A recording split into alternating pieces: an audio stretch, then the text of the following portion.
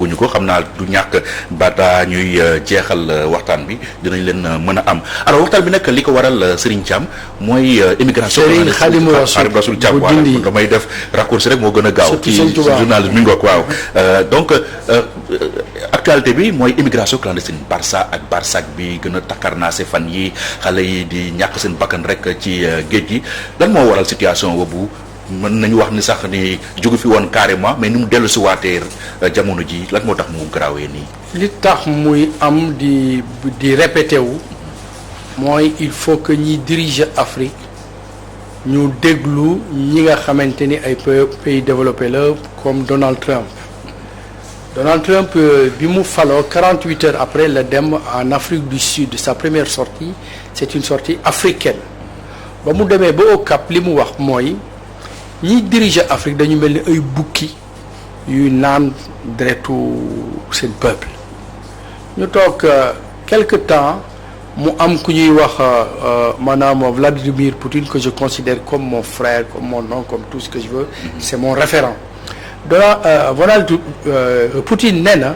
tant que les dirigeants africains ñoo ngi considérer Afrique comme un cimetière ba pare nag mu expliquer mu ni li nga xamante ni moo tax muy wax ni cimetière la mooy tey fi mu nekk nii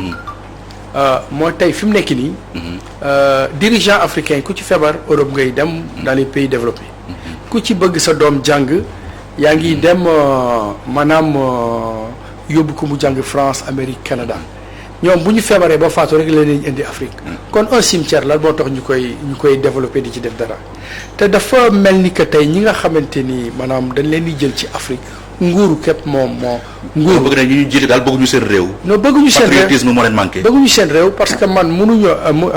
Macky Sall bi ñu koy soog a fal dans le projet yoonu yokkute c'est bien maanaam dans l'esprit.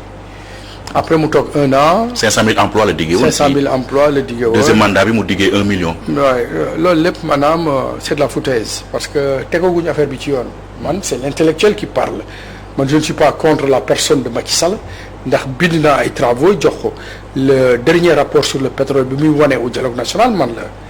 la concertation bi amoon na may jam ñaajo dégg na ma mais tey réew mi dañ ko tegul ci yoon. nga joxe loolu yëpp ba pare woowu la est-ce que du loolu tax nga mer sax di sànni xeer. non mais man du ma sànni xeer je gagne beaucoup d'argent. Je suis professeur hors classe c'est pas du chiquet. Le ministre moo décidé bi ñu ma envoyé maanaam Mayotte ma def maanaam lu jéggi dayoo ñu jël ma def ma professeur mais hors classe ma fay xaalis bu bëri ça veut dire que man sax waruma wax namuma dara nit ñi xam nañ ko li may gagné maa ngi ciy dimbali sama askan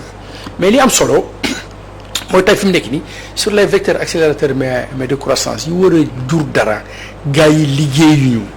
parce que tey boo xoolee xam nga yow yaa ma gën a xam ni tey fi mu nekk nii budget Sénégal 4000 milliards la yaa ma ko gën a xam malgré que je maîtrise mais les chiffres. mu bett nit ñi sax parce que dañ ne naka la ñu mën a jógee ci crise sanitaire bu toll nii doublé d'une crise économique budget bi di gën a yokku.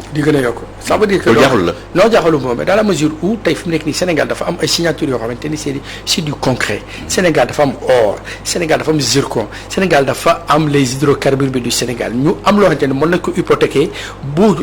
lu mën a jur xaalis mais dañ ci boolewul askan wi looloo tax ma mer parce que tey fi mu nekk nii nee naa la bu fekkee ni damay expliquer de manière économétrique ma jël le maximum 4000 milliards je le multiplie par les 8 ans Macky Sall ça fait 32 milliards boo jëlee la somme de depuis Macky Sall bi mu toogee ba léegi je prends le minimum ça fait 25 000 milliards nee naa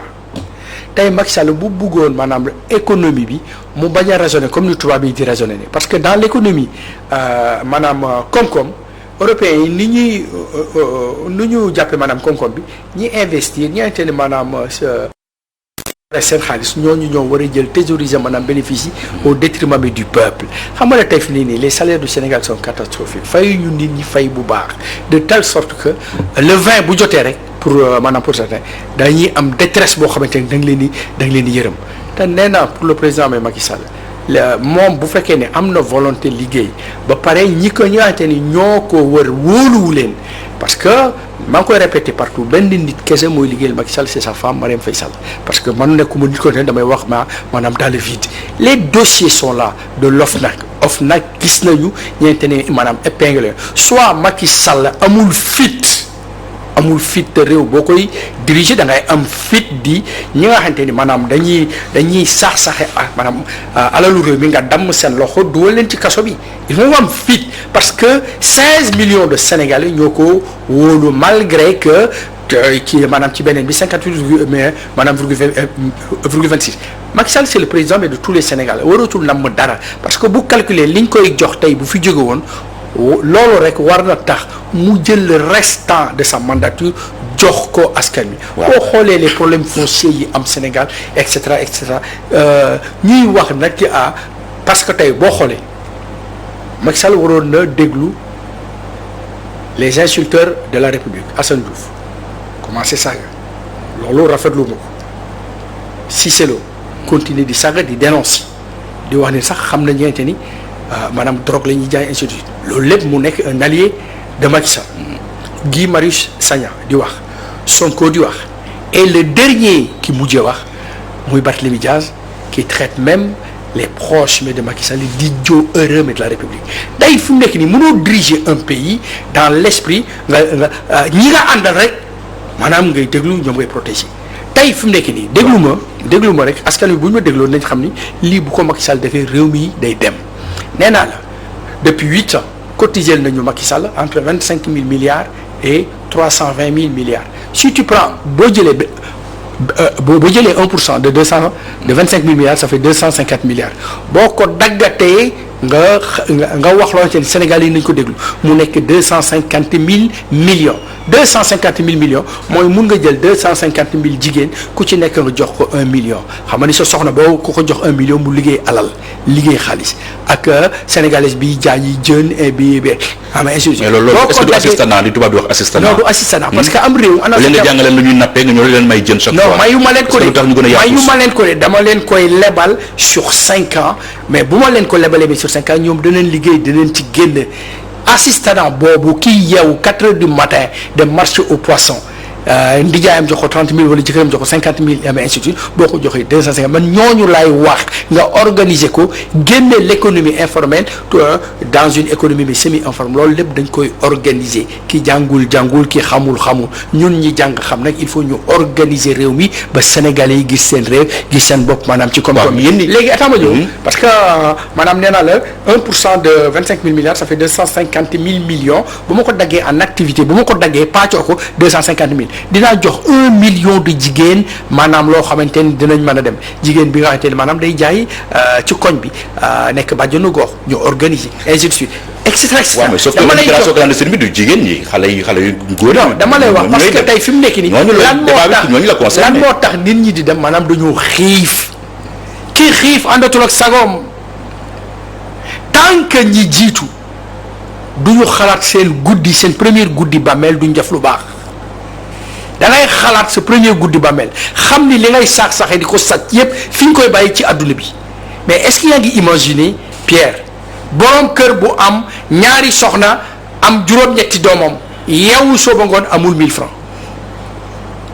waay mais sëñ bi Macky Sall na yeewu. est-ce que genn dem di xaru ji si géej gi. non xaruwuñu dañuy wuti dans l'espoir que ni yàlla ñëpp la fi nekkal tey fi mu nekk nii effectivement man mii di wax ak yow maanaam rafetlu ma ko y a plus de 1200 ñoo xamante ni ñooy des maanaam dans l'océan Atlantique ñi nga xamante ne egg nañu maanaam dans la Méditerranée tubaab yi nga xamante ni ñoom bokkuñu ak ñoom dara di ci dugal yërmande filtrer maanaam mineurs yi et cetera xool nan la ñuy def tey fi mu nekk nii Sénégal dans le cas du Sénégal mënuñ ko développer de. tant que nag ñiy sàcc dammuñu seen loxo dugal leen ci kaso bi duñ ko mën a développer. il faut que tey fi mu nekk nii mais je te donne un exemple Serigne Mountakha Mbacké khalife général bi di Mouride Macky Sall moo taxaw Touba ni université bi lu mel nii état mënu ko defar mu ni ñëw leen ñu dem ku dem ma dem ku demul ma dem mais pourquoi ñu bëgg a sous-estimer éminence yooyu yëpp ñu am pour développer maanaam Sénégal man nañ ko développer ci kaw sàcckat yi nekk ci kaw ñu damm seen loxo. waaw ñu jëlee leen. xam nga il y a ñiy sàcc le président Macky Sall lan moo tax le président Macky Sall ba ma poser question après nga continuer développer xam nga il y a cela une dizaine de jours dañoo yeewu rek ñu gis benn rapport à la une de la presse benn rapport bu ñu jox ni OIT organisation internationale du travail ñoo ko publié ñuy classé Sénégal parmi les 3 pays yi nga xam ni chômage bi fa la ëppee lendemain bi nag autorités yi ku nekk di réagir ne rapport boobu fiable et tout ça est-ce que développement yi am immigration clandestine bi ñëwul confirmer conforter encore rapport boobu la que ni chômage bi gën na jéggi dayo fii ci Sénégal. xam nga maanaam ñiy diriger Sénégal je ne dis pas que c'est des tocards mais fa ñuy gëstoo fa ñuy xool moo baaxul ñoom ñoo ngi xool PIB produit intérieur brut man xam lan laa bëgg Sénégalais xool ko BNB bonheur national brut par Sénégalais loolu mooy lan tey fi mu nekk nii Sénégalais bu liggéeyul sax dafa war a gis boppam ci koom-koomu Sénégal te loolu dafa am nuñ koy organiser parce que le PIB tey fi mu nekk nii les plus grands économistes thèse yooyu yëpp maanaam épluché na ko et cetera mais dafa am loo xamante ni daf leen manqué c'est l'humanité dans l'économie le recentrage de l'humain dans l'économie loolu moom moo leen manqué te tey fi mu nekk nii xam nga ni yow man Pierre boo sonnee ma yëkku damay agir Sénégalais yëpp ñun ñëpp noonu la ñu war a def benn bopp la donc à partir de là ñuy sàcc le président Macky Sall xam na leen dossier ñëw ci bureau lan moo tax le poste de premier ministre dem na ba wóolatul kenn te pourtant il y a des Sénégalais compétents très denses yu mën a yore loolu lan moo tax ci troisième maanaam candidature bi muy wax ni maanaam bu waxee ni du bokk ñi mu àndal xëy na dootuñu liggéey ainsi de suite et cetera foofu nag ci la. aveu de faiblesse la. foofu le président Macky Sall war a dellusiwaat xam ni ku la seen saxatima du dana faatu yàlla dana ko laaj compte ci boppam yàlla dana ko laaj compte ci ni mu jiitee réew mi warul dugal benn sentimentalisme pour keneen parce que moom bu fi dana fi jógee yaakaar naa bàyyi fi njabootam te njabootam aussi il faut que mu défendre leen par rapport à certaines valeurs yoo xamante ni demain dinañ xam ni essayé na egg na ba fii tey li may wax du Macky Sall képp la concerné dans quelques jours yàlla def na que j'aime la musique def naa benn morceau bu ma tuddee Siggi jot na Siggi bi dama bëgg Sénégalais yépp déglu ko je l'ai fait avec Medzo Diatta et Badou Kéman parce que Sénégal dañu toll foo xamante ni man damay tenir compte ñi xamante ni jànguñu pour xam mbir mi pour à travers une chanson wax leen Macky Sall bu dégloo Siggi jot na war na changer parce que tey fi mu nekk nii le Sénégal d'en bas 15 millions de Sénégalais ñoo ngi souffrir salaire yi baaxul nee naa ko tey fi mu nekk nii bu sukkandikoo ci salaire yi déglu ma rek 1 minute bu jëlee 50 000 salaires yi gën a bon ci Sénégal mu déglu ma wan ko ni ñuy def ça coûte 11 milliards mais xam nga un jeune de 30 ans un jeune de 25 à 30 ans nga programmeel ko kër sur 35 ans ou sur 30 ans du ko yëg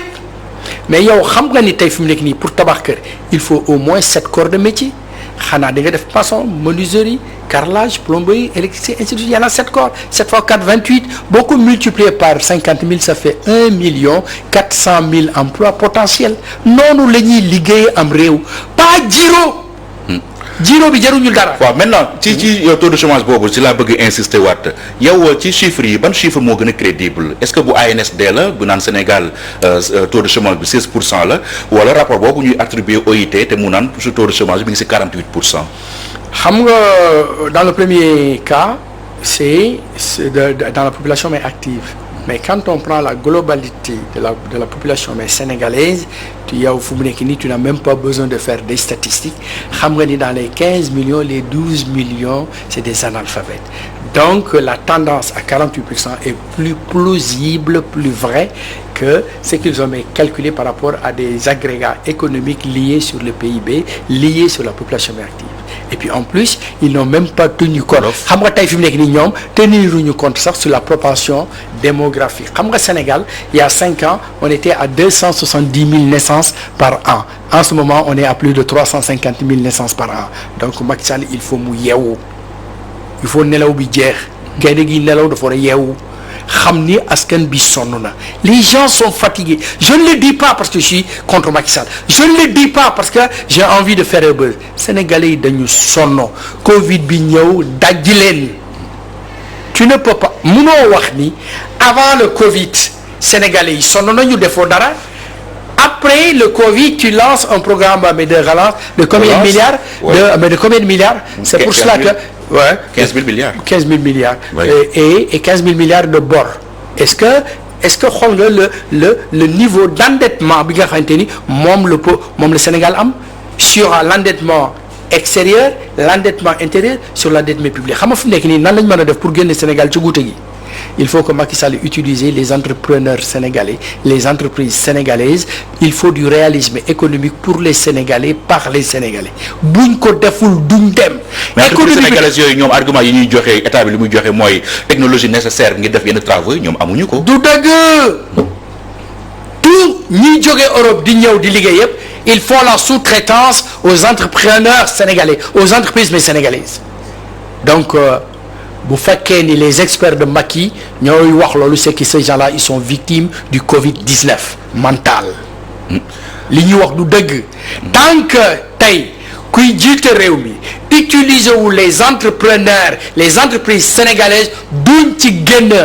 leneen luñ mën a def lu loolu dañuy nax suñ bopp du dëgg. Il faut que xaalis bi ñu delloo ko askan bi avec des contrôles vigilants, avec de la fermeté. ku ñu jox un projet boo ko doxalul ñu damm sa loxo dugal la ci kaso bi. Et puis en plus de tey ma jox la benn exemple xam nga l'agriculture c'est le poumon vert de l'économie. Il y a combien de jeunes yu nekk en prison depuis 6 ans kenn jugé wu leen parce que dañ leen accusé probablement maanaam portable bu ñu sàcc. J'étais en conférence boo xamante ni c'est les artistes, plus de 200 artistes ñoo ma invité ginnaaw raay bi ma demee j'étais ému. J'ai failli j'avais mais les larmes aux yeux ma ni ñi jiitu est-ce que ñoo ngi dugg ci Paris ñi jiitu est-ce que ñoo ngi def des visites inopinées dem fu nekk Macky Sall soleil patagoisam xaar ba benn 11h mu wadd fenn ak ay gaam réew mi doxul. ku wax ni réew mi doxul da ngay duul da ngay fen da ngay kàcci réew mi doxul. non il ne faut pas non réew mi doxul. professeur nga. oui professeur la voilà xale yi ñu ngi mais réew mi doxul. waaw mais il faut que réew mi doxul parce que vraiment. réew mi doxul sur un plateau de télé aussi. oui mais réew mi doxul mais la souffrance des Sénégalais est plus atroce. réew mi doxul mais nit ñi ni ñu mel nit ñi dañ sonn. sëriñ nañ d'accord ci benn fait. oui mais oui non je suis pas vulgaire. je suis pas vulgaire. Je peux retirer. Je retire par élégance. mais nit ñi dañ sonn. xale yi dañuy seetaan. oui mais nit ñi dañ sonn même Sénégalais yi. waaw léegi même non mais attends ma nekk la une anecdote dama dem ñëw en vacances dem mais côté fii ñi di seet sama benn tante dugg ci benn boutique y avait un gamin de 7 ans boobu di métti yaayam ñëw di leb juróomi dërëmu aspro jàllo bi ne ko du ma la lebal keroog sama àdduna dafa tukki ma di jàllo bi jox ko paquet bi. par réactivité ma jëndal ko gazelle def ci meew bi xale bi di naan ba ci digg bi yaa ji ni ko bu ko jeexal mais j'ai pleuré. Sénégal doxul ku wax ni Sénégal dox na waxoo dëgg. donc tey fi mu nekk nii affaire bi il faut ñu teg ko ci yoon. waaw ci teg ci yoon boobu sax laa bëgg a embrayer un peu tudd nga sànq plan de relance bi ñu war a def. tuddee ko non c'est toi PAP 2A. yow yaa wax. waaw ne maanaam am na plan de relance ñu tuddee ko PAP 2A réajusté ndax Covid bi moo tax. c'est une coquille vide. alors statistiques yi. c'est une coquille vide attentes ambitieuses yi ñu am mooy d'ici déwénu prévoir nañu 5% de taux de croissance muy 2021 2022 ñu prévoir 13% de taux de croissance est-ce que loolu c'est tenable à votre avis. c'est du rêve. c'est un cauchemar parce que tey fi mu nekk nii boo diriger un peuple tu dois rester da nga war a nekk ci dëgg ndax suñu borom nee na ñun ñëpp mën nañoo yàqulu ba mu des ñi xam boo xamee affaire ba pare di wax ay naxasaay c'est pas bon mu ne même ñi xam mën nañoo yàqulu ba mu des ñi xam di jëf gi ñuy def baaxul même ñi xam di jëf mën nañoo yàqulu ba mu des ñi xam di jëf teg seen tànk ci dëgg teguñu seen tànk ci dëgg ndax dañuy jiiroo même ñi xam di jëf teg seen tànk ci dëgg mën nañoo yàqulu ba mu des ñi xam di jëf teg seen tànk ci bu dëgg bu ànd ak sell niñ ko defee sellul même ñi xam di jëf teg seen tànk ci bu ànd ak sell mën nañoo yàqule ba mu des ñi xam di jëf teg seen tànk ci dëgg bu ànd ak sell te dëgg googu mu nekk loo xamante ni dañ koy partager 13% d'ici 2022 mënul nekk. mënul nekk je le dis haut et fort. et je prends Sëñ Touba comme mon témoin ndax man li may wax Sëñ Touba lay jiital du ma wax lu ma gëmul du ma wax lu ma xamul adduna jaralu ma may fen ndax bis bu jot sama xel day nekk sama premier guddi bàmmeel ñii di jiitu nag maa ngi leen di ñaan ñuy xalaat seen premier guddi bàmmeel parce que tey fi mu nekk nii Sénégalais yi dañ sonn et puis en plus dans tous les investissements da ngay gis ay investissements yoo xamante ni c'est insensé ceeb bi ceeb bi ñuy bay di wax l'autosuffisance bi alimentaire. Pierre doo lekk ceebu Sénégal xam nga ban ceeb ngay lekk ceeb bi ñuy importé parce que la qualité mais du travail dañ ci war a taxaw tey fi mu nekk nii ceebu Sénégal 9000 lay jar ceebu étranger bi 17500 ça veut dire que le travail est mal fait parce que dafa am loo xamante ni c'est pas seulement l'aspect nutritionnel l'aspect de nutrition l'aspect nutritif dafa am loo xamante ni le goût lii daf ma neex il faut ñuy liggéey sur la qualité du travail au Sénégal. Merci. Honnêtement c'est de la foutaise tey boo xoolee le nombre de concussions ci tali bi boo xoolee l'effectivité dans le travail nga xam ne nit ki da nga naan ko 8 heures mu ñëw midi naan la sama amoon dëj ainsi yooyu dafa war a jeex c'est vrai que y a l'incivisme notoire loolu yoonu Macky Sall donc ne il n'est pas coupable mais il est responsable parce que il doit utiliser la fermeté tey fi mu nekk nii réew mi bu ne 8 heures la ñuy ñëw ba 8h15 mën naa d'accord nga am flottement du transport mais 8h16 boo pointé je prends un tiers de ton salaire mensuel ça veut dire que booy fayeeku 120 000 francs 40 000 yi jël naa ko delloo ko ci askan nga ñëw à l'heure beneen yoon di nga ñëw à ça veut dire que donc il y a des am na ay comportements suñu jikko yu bon yi il faut aussi ñu namm ko pour ñu namm ko il faut que ñu jiitu am ay loxo yu set ñu gëm askan wi si gi jot na si gi jot na il faut ñu àndandoo xippeendoo si géndoo pour liggéey Sénégal Khadim Rassoul léegi nag waaw jërëjëf ñu ngi lay nuyu ñu ngi lay gërëm bu baax maa ngi sant waaye nga daaneel rek parce que nga war a jël waa Medina Baye li may daaneel mooy gàmmu gi ne ñëpp respecté waat les mesures barrières nañu dégg li nga xamante ni tey fi mu nekk nii parce que je suis intéressé dama intéressé wu maanaam ci musique pour Sénégalais yi dégg def naa benn slam reggae daab pour Sénégalais yi dégg li ma bëgg a wax nan la ñuy def li bu génne en exclusivité dañ ko teg fii si wàll voilà loolu moom amul benn problème ak garanti nañ la ay invitation aussi pour ça ñu ngi lay gërëm bu baax alors rapidement rek ni ñu ko annoncé woon au début dañuy dem Medina Baye fekk fa Mamadou Matar Sarr ak Alhassane Ba ñu wax ñu gàmmu gi naka lañ koy waajee foofu Mamadou Matar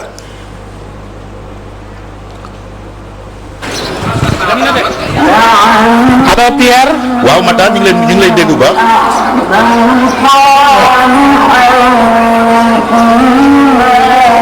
waaw Pierre ñu ngi lay nuyu di la fay di rafetlu bu baax sa invité bi nga xam ne moom nga doon dalal xam nañ ko bu baax ci fi nga xam ne moom moo di Diourbel comme ni nga ko waxee nag ñu ngi fii ci Medina Baye dëkkub Mawlana Cheikh al Islam El Hadji Ibrahima Niass Baye ngir waajal màggal gane àdduna sang-sang yi Seydina Muhammad sallallahu alayhi wa sallam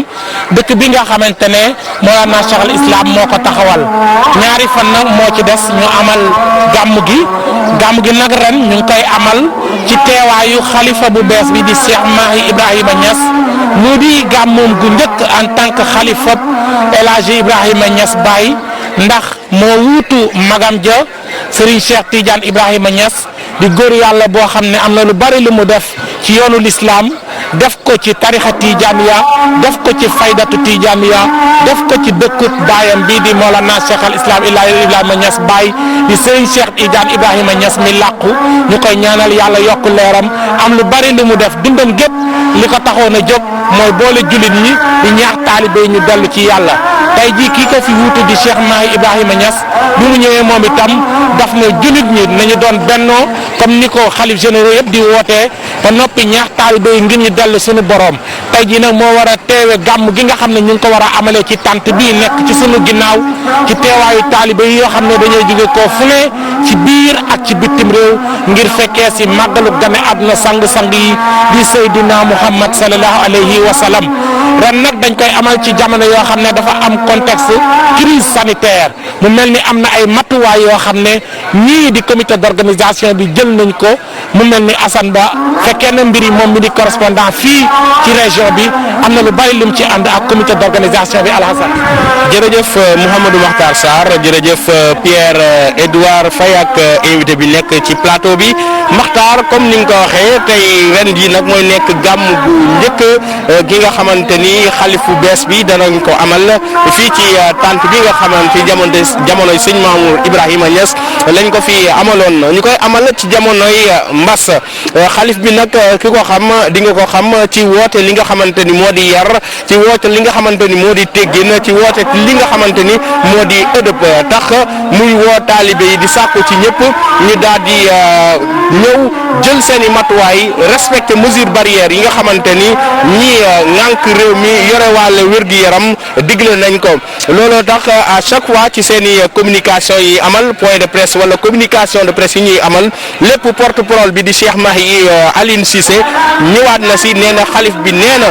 taalibe yi ñëw nañu fexe ba respecté mesure barrière yi ndax loolu mooy muccloo nit ñi ci mbas mi waaye tamit loolu mooy tax ñu mën a amal gàmmu gi niki alxames fii ci Medina Baye Niass ci kaw jàmm ak salaam yar ak teggin ëdëb la woote waaye tamit mesure barrière yi taalibe yi nga xamante ne dina jóge fu nekk ci réew mi jóge ci yeneen réew dendo Afrique yi jóge feneen si àdduna bi di ñëw ñëpp nag dinañ ko fekke si fii ci Medinatul